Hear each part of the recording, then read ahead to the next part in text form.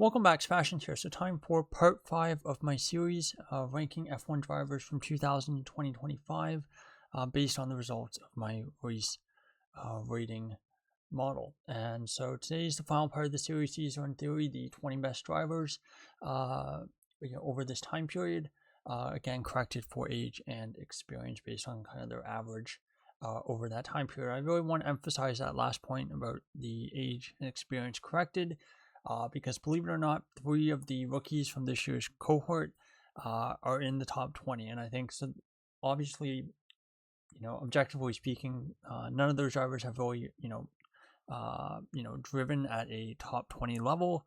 But kind of for fairness' sake, I wanted to, prorate those results to kind of correct for, the fact that they're very young, very inexperienced, and so it's kind of like projecting where they could be in the future based on what they've done so far this year. So just take that in mind when we go through the results. So first up, number 20. And number 20 is the first of those rookies, and that is Isaac Hadjar, career average from the season of 0.37. I think he's had a pretty good year. The race pace, I think, has been decent. I do think there's been some races here and there where he could have performed a little better. There were definitely big questions after Australia when he crashed on the formation lap. But I think that's really been the one low point of the season. Otherwise, it's been very good. Had a somewhat fortuitous podium in the Netherlands at the Dutch Grand Prix thanks to Norris's car failure. But other than that, he's generally been pretty good. I think he's driven to not necessarily the limit of the car, but I think based on how strong the car is, I think he's done about something. He's driven about reasonably well as you can expect a rookie driver to drive inside car, and so that projects out to be pretty good on long term, assuming he can improve year on year from this point onwards, and that's kind of the trick. As the great drivers generally improve a lot, and the average to below average drivers generally don't tend to improve too much. Okay, so now moving on to number 19, and this is the second of three rookies, I should say. And now for Colapinto, it's a really strange one. So his career average from his 2 partial seasons is 0.397, and just for full transparency, after his partial season last year, his age and experience corrected score was something like a 1.7, which would have put him second overall, second all time, or not necessarily all time, but second in this time period from the year 2000 to 2025. This year, because of his results have been decidedly not quite as good as last year, that average obviously is completely cratered to a 0.397. So right now he's ranked 19th, but again, it's definitely on a downward trend. It'll be interesting to see how things go, not necessarily for the rest of the year because there's only 3 races left as of the recording of this video, but it'll be really interesting to see how things go in 2026. Do we see more of the 2024 Colapinto that really excited everyone, or do we see more of the 2025 Colapinto? Is that kind of more what we're going to see from him going forward? But for Colapinto, last year his race pace was pretty good, very close to Albon. A little bit fortuitous with the points finishes he did get, but honestly it wasn't so bad. And this year I can pretty much say the same for his race pace. He's generally not that far off Gasly, and generally this year qualifying has been the bigger issue. But he has had weekends where he's been off the pace. He also has had quite a few crashes, and those are things that he's going to have to iron out. I think the inconsistency and the crashes are things that are going to really determine if he has a place long term in F1. And then I think also on top of that, the qualifying performance I think is probably the last big thing. But we're focusing on Grand Prix performance here, so not going to highlight the qualifying performance too much. Okay, moving on to number 18, and number 18 is Nico Rosberg, career average of 0.410. For Rosberg, I think a driver that many would generally consider was stronger in qualifying than in races. Over their 4 years as teammates, he was very, very close in qualifying with Hamilton, but generally, more often than not, Hamilton was the better driver in the races, even the year that Rosberg won the championship. A little bit of luck, good fortune there helped Rosberg, but still very, very good driver.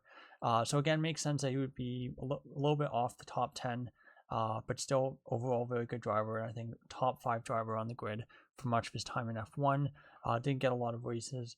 I wouldn't say he had a lot of incidents. I wouldn't say he was a particularly incident-prone driver, but just the race pace, tire management was just not quite up to the absolute elite level.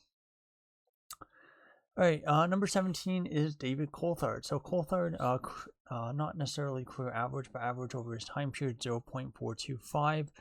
He had some very hot hit and miss years during the McLaren part of this time period. Some very good years like 2001, I believe, was quite good, but he also had some pretty poor years. I think 2003, I want to say. Kind of his last years at McLaren were not great. But that being said, Red Bull, he was generally pretty good. Even his final years, the race pace, race performance was quite good. And so rating overall, it ends up being one of the higher ones on the board. All right, number 16 is Mika Salo. So this is a bit of an odd one. I think there's one other driver who I would say fits in kind of the same category as Mika Salo here, where it's a bit of a small sample size. I think Salo only did 2 years. He did 2000, 2002. And the second point is that it's an era where the reliability was quite poor. And so it means that you have a lot more chaotic results that you generally just don't see anymore in F1 just because reliability is a lot better. And so for Salo, I think he kind of benefited a little bit from that. But that being said, even throughout his entire F1 career going into the 90s, his race pace, race performance was generally quite good. And yeah, had some okay results for Toyota in 2002. Of course, part of their inaugural driver lineup, and then also not bad results in 2000 either. So 16th for Salo, a little bit high. If I was doing this based on my opinion, I don't think he would be anywhere near the top 20. But that being said, I think a driver who maybe in a similar vein to John-Eric Verne is a driver who is generally not great in qualifying, but pretty good race pace, race performance. Okay, number 15 is Heinz Harald Frentzen. So for this time period, average of 0.45. Had some really good results driving for, I want to say, Jordan for the start of it, and then had a bit of an odd stint at Arrows before finishing his career up at Sauber. Generally, very good results all through that time period. Maybe not quite the heights I hit in 1999, but still overall a very solid driver. All right, number 14 is Lando Norris, your current F1 championship leader as of the recording of this video. Now for Norris, career average of 0.485. For Norris, it's been a very interesting, start, I would say, to his F1 career. I'm not going to say he obviously, assuming he drives as long as he can, Norris could be driving an F1 for, another decade or so pretty easily. But for Lando, I would say for his first part of his career, 2019, 2020, I think the race pace, race performance was not great. But by 2021, maybe helped a little by the fact that his teammate went from being Carlos Sainz to being Ricciardo. I think the race performance generally improved as well. But of course, that would make sense as, going in his third and fourth years, race performance generally improves a lot. And that's kind of where we've gotten. I do think that, for Norris's best days when he's on, a bit like Vettel, he's basically untouchable and he can be the best driver on track, but sometimes it can be a bit hard, touch and miss. How often do you see those best days? And that's something that I think we've kind of seen a bit this year and last year as well, where sometimes, Norris would have, really, really high peaks like Zandvoort, Singapore last year. This year, Mexico, I would say Brazil, maybe in the same boat, but I'd say Mexico, I think definitely, where you have those really, really high peaks, but then you have some really, really poor races as well, where things just don't quite come together. So for Norris, because of that, he doesn't quite make the top 10, 14th on the list. Now, number 13 is his compatriot, George Russell. Interesting that the two drivers, two of the standard rookies from 2019, Albon also a really good driver in his own right, but Russell and Lando, obviously coming in at the same time. Russell just pips out slightly ahead of Norris, career average of 0.52. Now, for Russell, his Williams career was generally very good, but it was kind of punctuated by the fact that he never scored points until he got that one race promotion to Mercedes. Again, 2019 card, no business scoring points. So again, that's not really on Russell. 2020 did have a couple of races where it looked like, maybe he might get points. Crashed under the safety car, I think, in Emilia-Romagna Grand Prix, and that was a race where he could have gotten points for sure. So that was definitely a real low point for him. But, since going to Mercedes, he's generally been very good. I think he's gotten better year on year, but I think part of that's also coincided with Hamilton getting worse year on year. So it has made Russell look a little bit better, but still, I think he's an excellent driver.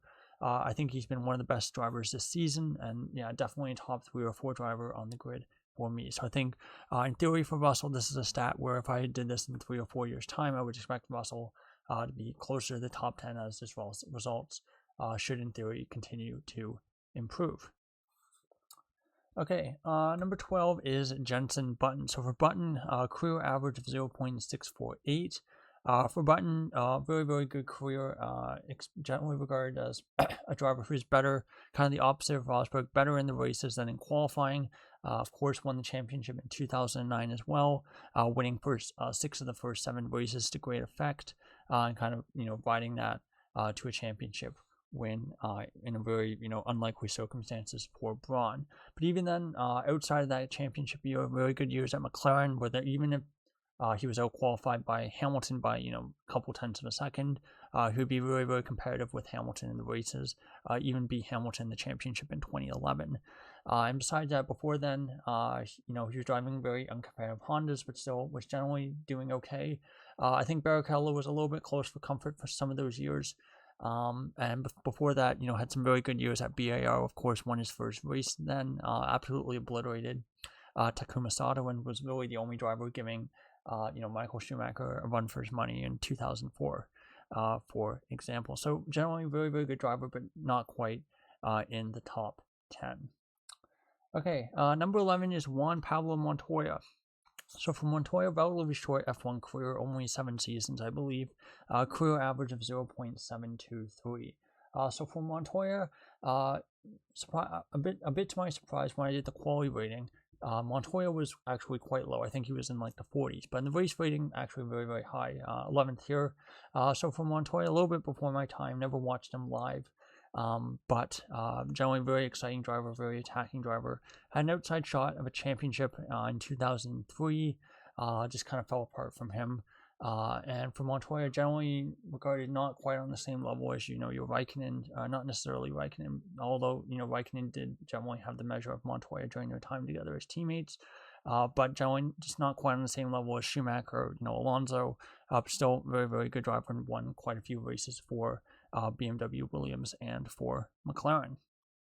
Okay, so now into the top 10 we go, and number 10, our next oddball here is Eddie Irvine. So for Eddie Irvine, average during this time period, 2000-2025, of which Irvine, I think, only did 3 seasons, so 2002, an average of 0.759. Now for Irvine, I think a large part of this is down to the fact that 2 of those seasons he had a podium position. He had podiums for what was a very poor Jaguar team, and so that kind of skews his stats quite a bit. But nonetheless, I think generally post-Ferrari career wasn't awful. And so for Irvine, even though for his career as in total, when you include his time in the 90s, he would be many, many ranks below positions where he is right now. But just unfortunately, because it's such a small sample size, a couple results skew his score overall. He ends up 10th on the list. But for Eddie Irvine, not a bad time period. I think honestly not a terrible driver overall. Just unfortunately, being in Michael Schumacher's shadow will do that to you, and unfortunately cause your stats to not look very good. Now, into number 9, and number 9 is Kimi Raikkonen. So for Raikkonen, career average of 0.797. For Raikkonen, excellent seasons in the early 2000s for McLaren. Even during his first career stint at Ferrari, race results were generally pretty good, outside of a couple of races here and there in 2008. Then at Lotus, qualifying maybe question marks there about whether Raikkonen or Grosjean were getting the most out of that car. But generally in race trim, Raikkonen was doing a very, very good job, got a couple wins as well. Second Ferrari career was, I think, hit and miss. It was an absolute disaster in 2014, but in kind of like a bottle of wine, Raikkonen actually, it seemed, got better with age during his second stint at Ferrari, and arguably his best season at Ferrari was his last one, 2018, where he finally got that race win after basically 5 years without one. And then closed out his career at Alfa Romeo. Race pace was honestly pretty good. Race performance was, quite good those last 2 years. But of course, by the end, it was kind of a hobby, and, Raikkonen's, heart was never really, not necessarily his heart, but, he was really treating it as a hobby and not really taking F1 seriously at that time. But still, overall for his career, very, very good overall. All right, number 8 is Charles Leclerc, career average of 0.809. So for Leclerc, even though he's generally regarded as a driver who's a much better qualified than a racer, I do think his race performances are underrated.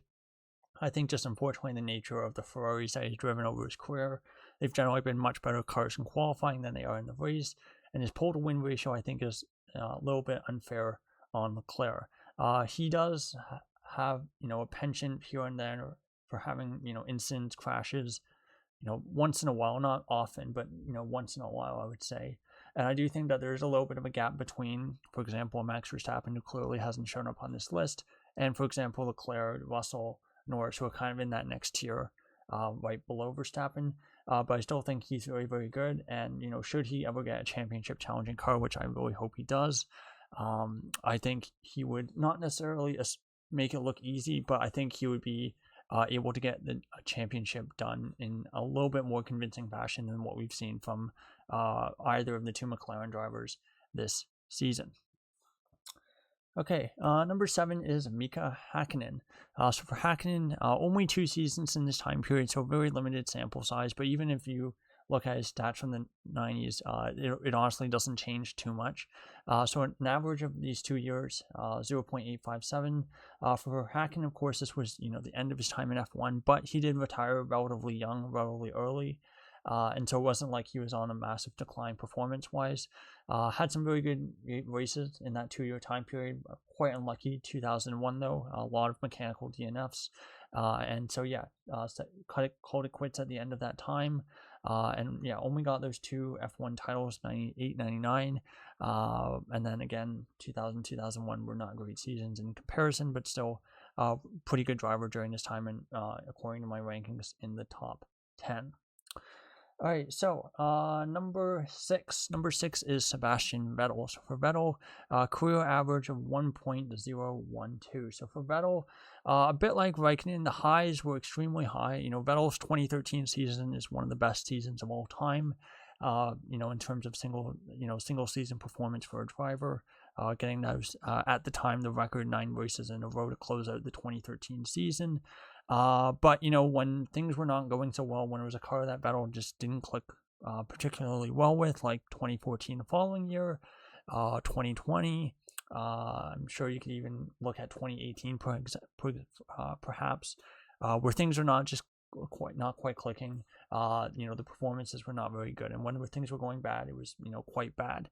And so for Vettel, it's quite all over the place. The high is really good, low is very quite low. But I think for Vettel, towards the end of his time in F1, I think it was pretty clear that he was just not quite a front-running driver anymore.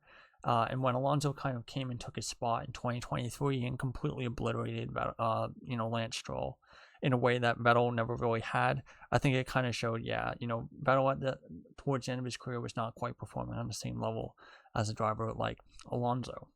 Now, speaking of Alonso, he's actually the driver in number 5. So for Alonso, career average of 1.113, a driver who's pretty famous for generally being an excellent driver in Grand Prix conditions, getting the most out of the car.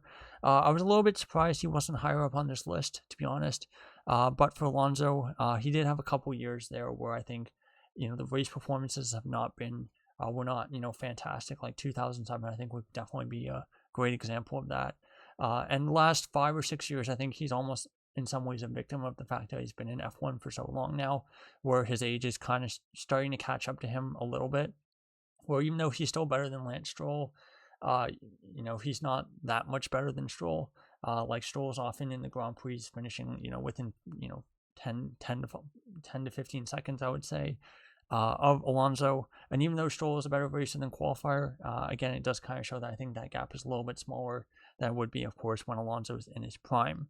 But that being said, still really, really good driver. Had some absolutely amazing years at Ferrari, where I think he was probably the best driver in Grand Prix conditions. Won those 2 titles. Probably should have won some more. Just a little bit of bad luck and some poor luck with seat choices, career choices.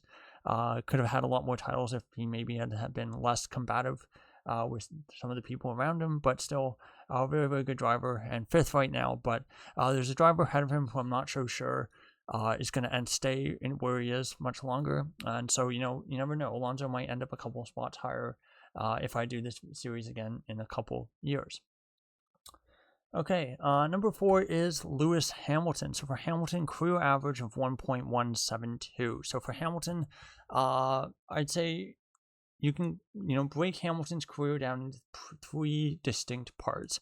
I would say the first part is from 2000 to 2013, where even though the qualifying performances were absolutely electric for most of that time period, the race results, the Grand Prix results, were sometimes a bit hit and miss. Hamilton would sometimes have, bad luck, sometimes like Spa 2012. There'd be other times where he would just flat out, just get into too many incidents. 2011 with Massa about 4 or 5 times that year. And so, Hamilton was still very, while very fast driver, very rough around the edges, that first kind of part of his career.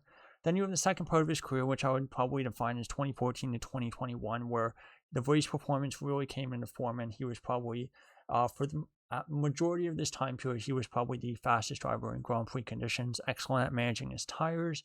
And then, of course, the current period that we're in, 2022 to 2024, the race pace, I think, has still been very strong. The qualifying pace, not quite as there. Of course, age is a big part of that, but the Grand Prix performances have still been very good. He's generally scored more points than he was expected to. This year's kind of been a bit of an exception there. And again, I'll be really curious to see how things go for Hamilton. So without a doubt, one of the best drivers of all time, and especially one of the best drivers during this time period, this quarter century of data. So that's driver number 4. We have 3 drivers left. And so it'll be interesting to see who is, those top 3. And number 3, I think, is the driver who I think is the one that I alluded to a couple minutes ago, where I said, I'm not sure if this driver is going to stay this high. And it is the last of our 2025 rookies, and that is Ollie Bearman. Career average, basically one season, age and experience corrected score of 1.334. Now, for Bearman, I think his uncorrected score is something like 0.7, which is still really, really good. He's generally been better than his teammate Esteban Ocon this year. And because Ocon generally had a pretty decent record coming into this season, generally pretty well-regarded midfield driver, it does make Bearman look quite good by comparison. And combine that with him being a rookie, his young age, and it generally means that, if Bearman can continue this trajectory, he could be a very, very strong Grand Prix driver in the future. And I think we still have a little bit short on data, and I think 2026 is going to be a really big year, especially given that he's had some pretty good results this, last, 7 to 8 races, I would say. And, I think he's starting to put himself on the, horizon for a Ferrari seat in 2027. He does still have quite a few rough edges. He has had a couple incidents here and there, like the one with Sainz and Monza. And I think he's had some moments in the practice sessions, like with the red flags in Monaco and Silverstone, which have really cost him the opportunity to score points in those weekends, respectively. But still, the race performance, the ability for him to kind of, move through the field and, generally improve on his starting position as well, especially relative to his teammate Ocon, is something that I think has been quite impressive. And I think, it's only the last 5 or 6 races where he started to actually get those big point scoring finishes. He's now ahead of Ocon in the Drivers' Championship. It'll be really interesting to see what happens next year. Is it going to be a bit like Franco Colapinto, where that first season looked really, really strong? Second season was not quite as good, in which case Bearman's average will, of course, go down quite a lot. Or is it going to be a case of, is he really the real deal? But for now, Bearman is number 3 on the list. That leaves number 1, number 2. Number 2 is none other than Michael Schumacher, and that's, of course, his first career. So basically from 2000 to 2006, an average during this time period of 1.609. They called him the Maestro, the Red Baron. Of course, didn't give him those nicknames for nothing. Absolutely one of the strongest drivers during this time period of F1, won 5 consecutive championships, had the all-time records for wins and podiums for quite a long time, of course, before Hamilton took those, and basically brought Ferrari back to the top, something that they've been struggling with basically ever since that trinity of Schumacher, Ross Brawn, and Roy Byrne, I think it is, the designer. That trinity was kind of broken up. John Todd as well, I guess you can put in there.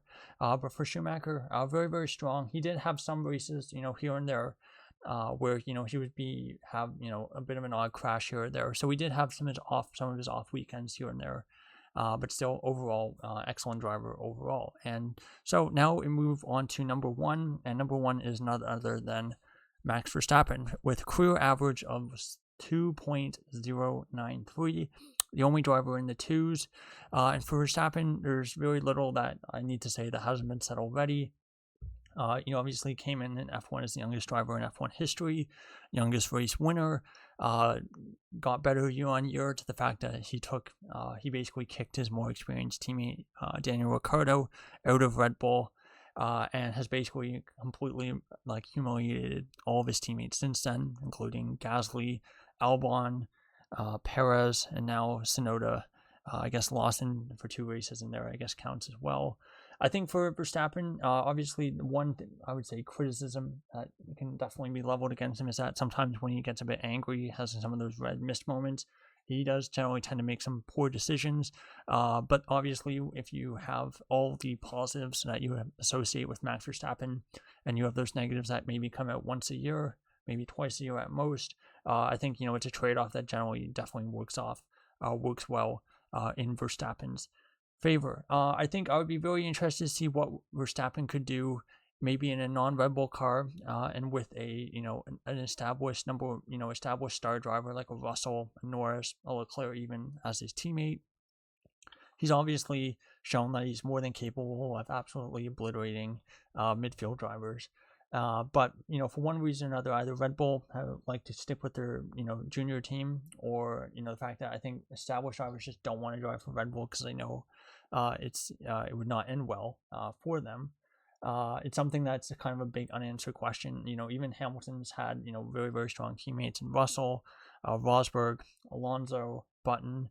Whereas Verstappen, other than those 3 years earlier in his career, up against Ricciardo, has not really had that. So I think that's kind of like the one little thing that I think I'd really like to see for Verstappen in the coming years. But of course, that's something that's kind of outside of us as the fans. It's out of our control. So there you go. That's the end of the series, ranking F1 drivers based on the results of the race rating model from 2020-25. It was quite a big project. Obviously, it's not something I'm going to do every year because the results aren't going to change a whole lot. But perhaps it's something I can revisit sometime in the future. So anyway, thank you so much for watching, and goodbye.